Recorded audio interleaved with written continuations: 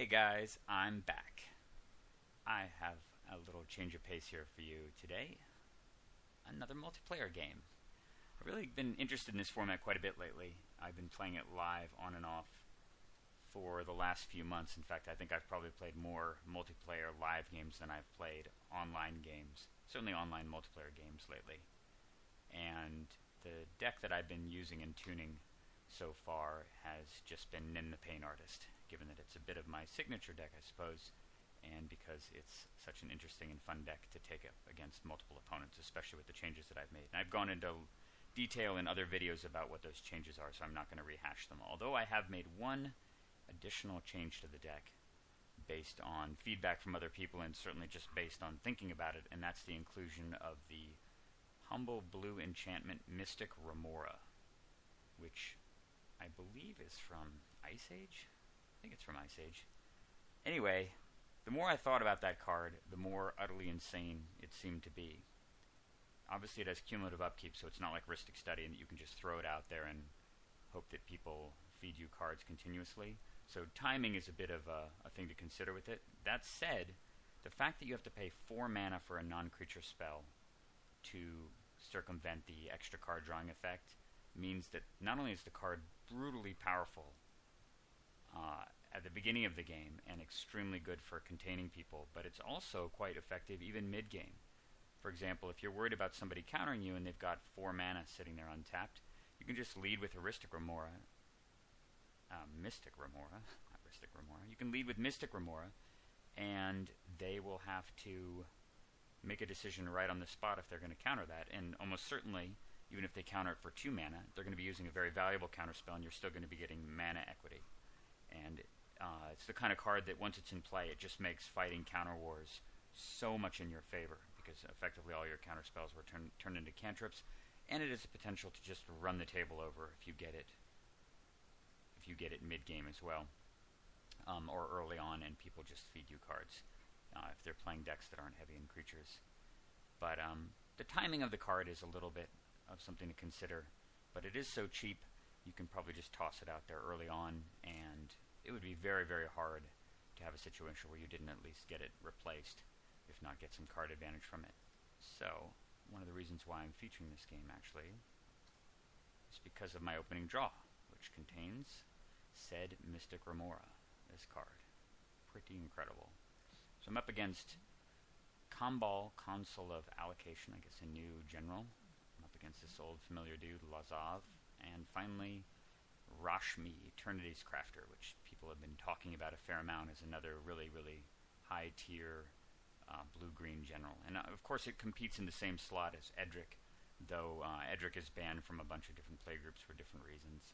And there are a few other decent blue-green generals, including Thrasius, the new 1/3 with Partner that came out in the Commander 2016 set that I think is quite good, actually, especially for something that only costs 2. I'm a big fan of cheap generals, and Thrasius is pretty impressive. But this guy's good. I mean, there's no question if you get it going on, it provides very good and steady card advantage. And not too dissimilar from that red-blue guy that costs 3 mana. But it's, yeah, pretty good, I think, and certainly much better in multiplayer too, where you don't even have to attack with your creatures in order to earn card advantage off of the passive ability. And it says, you notice it says your first spell each turn, so that means that you can cast stuff on your opponent's turn and trigger the card as well to do crazy things with it. I'm playing Nin. I'm actually going second here. Joel's won the die roll, and this is an extremely keepable hand. Obviously not exceptional, but it does have Copy Artifact to piggyback on anything that someone might be playing early, and the mighty Mystic Remora, so definitely keeping. Alright, everybody's keeping. Actually, it looks like Joel's went down. Looks like Joel's Inconstant went down 1 card each. Island. Tap done. That's a common thing you see in multiplayer where people just leave their mana tapped out so that they don't have to be asked what to do every single turn. I think there's a key in Magic Online that allows you to just yield until your next turn that does the same thing, but I guess tapping your land does that for you automatically. Alright, let's see here. Veldican Shackles right off the top. Obviously this card is a super, super powerhouse in single player, or 1v1, and probably even better in multiplayer, just giving you maximum flexibility to grab things on the board, and it pretty much discourages anybody from ever attacking you because you can just run one guy's creatures into the other. So the question is do I deploy the Mystic Remora right now? And looking at my hand, I've got a copy artifact in hand that I really would like to play, especially given that there's 2 more people behind me who haven't acted yet. And in the early part of the game, as you know, people play all the 2-mana artifacts and Mana Crypt, Soul Ring, that sort of thing. And if I play Mystic Remora now, sure, they're not gonna... They may feed me extra cards, but at the same time, my hand is going to be effectively dead for the indeterminate future because I'm not going to be able to ever get above 1 mana unless I get really, really lucky and draw the Mox Opal, or I draw, the Mox Diamond, or I draw a Mana Crypt or a Soul Ring of my own. So with that in mind, I decide that I'm going to risk spending a turn without it in play and give these 2 guys an opportunity to play something that might trigger Mystic Remora for the opportunity to play things that cost 2, including my General and potentially the copy artifact and any Signet or any other 2-mana artifact I might draw. I think it's definitely the right play here. Given that I'd much rather have access to 2 mana on all the subsequent turns, especially when I'm drawing extra cards, than to just have 1. So I'm just going to play Bloodstained Mire and be done. Encroaching Waste, not doing anything. Goes back to Mr. Lazov. If there's ever a deck that doesn't really like Soul Ring too much, it's Lazov with his 4 color specific general. Alright, so far so good. As long as Mr. Joel's over here doesn't have anything, my gamble looks like it pays off. Sure enough, he taps 2 and is done. So I'm very, very happy I didn't play the Mystic Remora there. I'm going to go fetch during end step and go get a Volcanic Island. You can briefly see a couple of the cards that are included in here for multiplayer. I'll just go over them real quick. Consecrated Sphinx is 1. Let's see here. Keranos, God of Storms is another. I have the Academy runes in here in place of an island, just because losing the Shackles or potentially Winter Orb to artifact removal can really interfere with the game plan. So having Academy runes and multiple ways to fetch it is really important, I think. And I've got Teferi Temporal Archmage in here, and have cut some of the just singular counter spells that are really designed to kind of contain and beat one person, like Daze and Spell Pierce. I cut one of the 3-mana counter spells. I think it's Void Shatter, because it's probably just a little bit worse than Dissipate, given that it's not blue, so you can't pitch it to Force of Will, and you also can't fetch it. Although it would be rare that you would do that, but fetch it with Merchant Scroll. And Solemn Simulacrum is another card that's kind of on the bubble. I could definitely see taking this guy out in multiplayer, just because 4 mana to get 1 extra land in play when you have 3 other opponents to deal with, it's kind of a bit tall order. So not too happy with this card in here, but until I can think of something else to replace it with that's obviously better, I think I'll keep it. Anyway, we're just going to get a Volcanic Island. Alright, I'm definitely casting Mystic Remora here. Alright, let the fun begin. Bring it on. Alright, James just passes. Constant over here just taps out. It's fine. Alright, so even if they didn't cast anything for me to draw cards on, for a single blue mana, I effectively nullified 3 of their turns, provided that they're holding back because they have things that they want to cast. And that alone is justification for playing with a card like Mystic Remora, to say nothing for the effect of what it might do later. This card's really ridiculous. Alright, paying a blue. Merchant Scroll, no reason not to cast that right now, given that I have no reason to bluff with no counter spells, and this is going to allow me to go get Force of Will, because I'd be happy to pitch either Copy Artifact or Jace to protect my board position. In response, he casts Vampiric Tutor, and I see him tap 1 mana, and I think for a minute he might have thought that that was Ristic Study, but no sir, the fish asks more from you than just 1 mana. And off that I draw the perfect card, really the perfect card. I draw a Workshop to go with my Shackles. Incredible. So he can tutor. It's not going to change what I get. Alright, 3 mana. And he casts his General, which of course doesn't trigger the Remora. And that's the one difference, obviously, between Remora and Ristic Study, is that Ristic Study will trigger off anything, including their generals. Alright, what you got? Constant. Taps 3. Shadow Mage Infiltrator. Alright, fair enough. And Joel just says done. But because of that early decision to to not play Mystic Remora on turn 1, I actually have the ability to play my workshop and have extra mana available. And look at that, off the top, my deck delivers the Soul Ring, because I wouldn't have had enough mana to use my my shackles otherwise right away. It's pretty ridiculous. So I'm going to play the shackles. I'm really hoping Joel's here doesn't have a counter, but even if he does have a counter spell, I'm still going to draw off Mystic Remora, which is just insane. And I'll play the Soul Ring as well. Losing life all the way, but who cares? Man, you just feel so safe with this card in play. And he plays Shadows of the Past. When a creature dies, scry 1. Completely harmless, relatively useless card that is going to draw me yet another card off the Remora. And another card. So at that point, I knew I was going to steal this guy anyway, and I have an opening right now. So I'm just going to steal the Comball.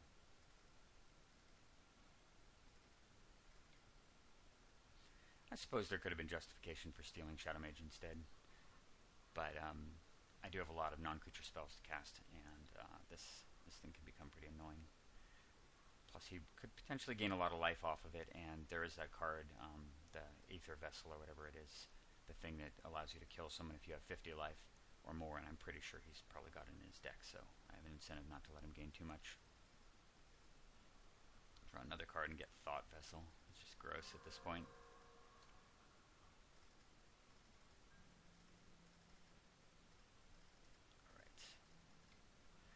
Shadow Mage Infiltrator coming for me. Oh, and I manifested a Treachery, so that's fine. Probably would not have cast it anytime soon. It was nice of him too to cast Reality Shift on a creature that I had stolen with Shackles. So I got the creature, and I get to use my Shackles again. And then post-combat he cast the Crypt Ghast, which is quite a reasonable thing to steal with the Shackles, although I'm not 100% convinced I'm going to do that yet. Glenalendra, nice. Alright, gave a little thought to Force of Willingness, but ultimately decided I could just steal with the Shackles. And I wouldn't mind having it, actually, because it's so cheap to run, especially under the Remora. So I'm going to let him have it. Keep the Remora around at least for one more turn. I'm casting Thought Vessel, and unfortunately everything's coming into play tapped here because of Blind Obedience. Otherwise, I would have been able to do really, really crazy stuff like cast the Thought Vessel, copy Artifact on Shackles, and steal the Glenalendra and his other guy as well. But unfortunately, I can't do that. I'm just going to cast copy Artifact. Don't even have enough mana to steal. So he's got one small window of opportunity here. Palace Siege. Alright, thank you for casting a relatively irrelevant card to allow me to draw another one.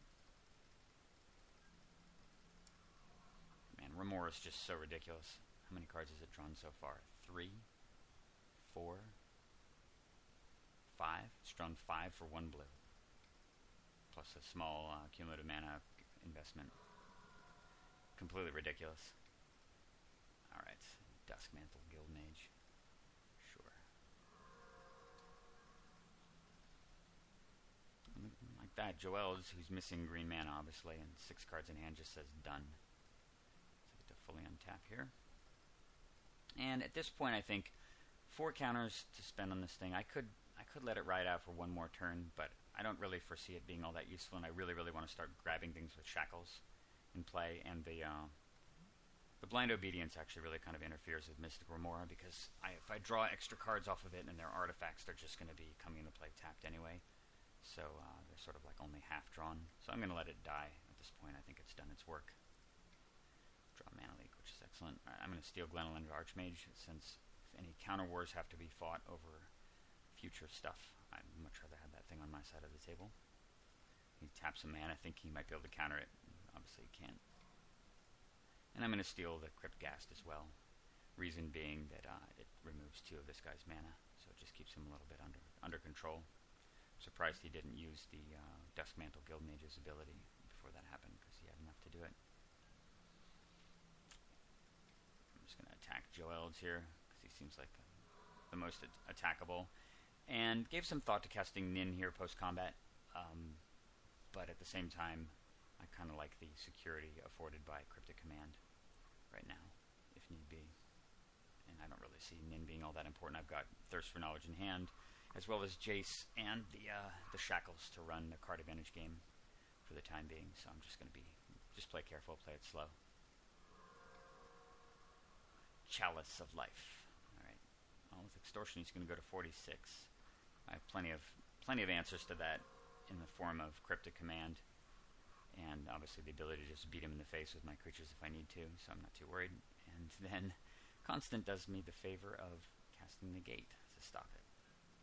It's always cool when one of your opponents steps up to do something to the other opponent rather than to you.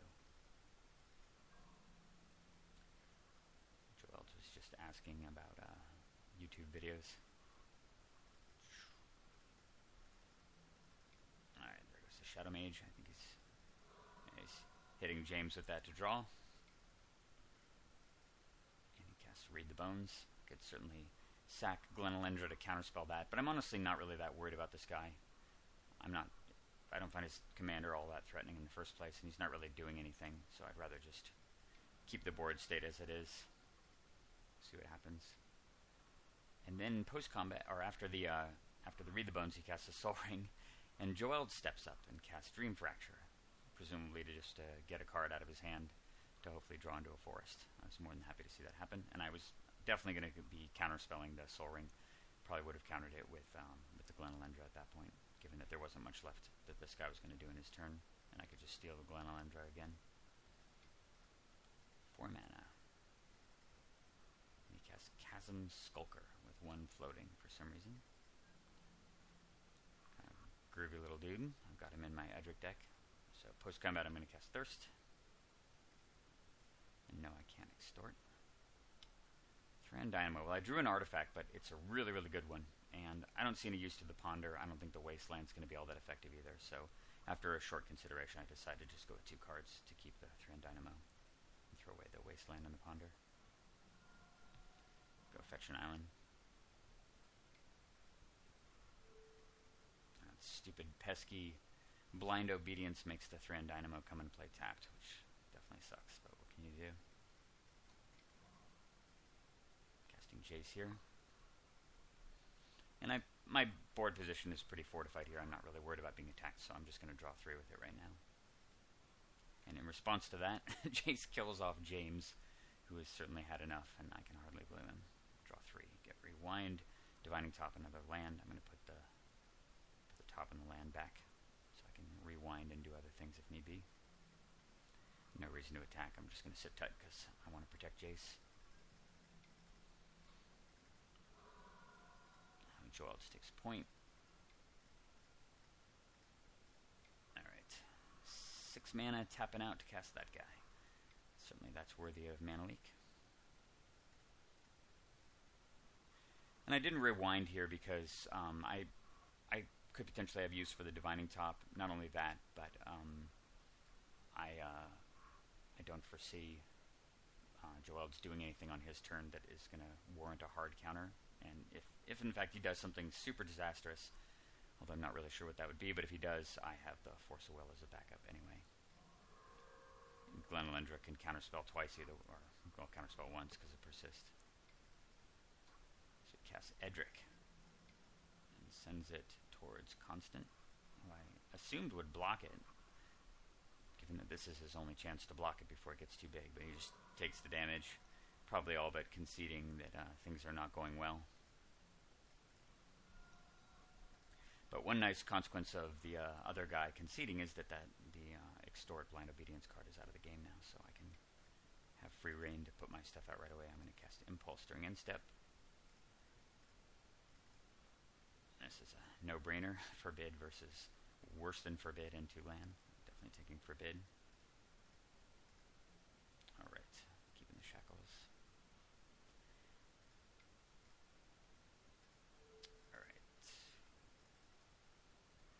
So I'm going to bounce this guy,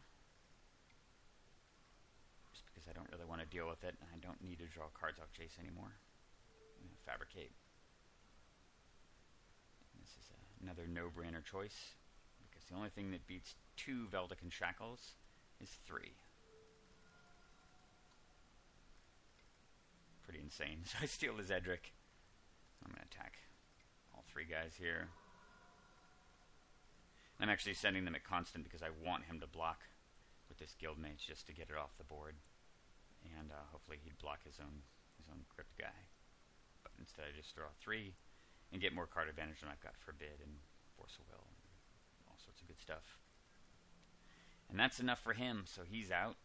And now it's just me and Joel's. Before even waiting to see what's on top of his deck and playing, he preemptively plays a land and casts Future Sight. But, yeah, when your opponent has your stolen Glenelena Archmage and he's countering your 5-mana enchantment, things are not going well. And I get a message from him saying, yep, that'll do it. I think I'm going to concede and move on to a game that I actually have a chance in. And I concur, and that is it. Very, very succinct, systematic dismantling of 3 people. And, yeah, I mean, I guess I just say that was a Mystic Remora game and a really, really good demonstration of how utterly insane that card is. But unlike Rhystic Study, which can do all but nothing when you draw it mid to late game, I think Mystic Remora has an impact on the game pretty much forever. Because, I mean, imagine if I cast it in this situation. It means that my opponents have to spend 4 more on every single non-creature spell they play indefinitely. I'm probably going to be able to run the Mystic Remora safely for at least 8, 10, 11, or 12 turns without it impacting my board state very much, because I'm going to be drawing more cards the whole time to feed it. And yeah, that card's nuts. If you're not using it already, go stick it in your deck. And if you have any of my deck lists that you've requested over the last few months or years and are interested in adopting them to multiplayer, absolutely put Mystic Remora into your deck. That card is crazy. Hope to have more games for you guys soon. See you later.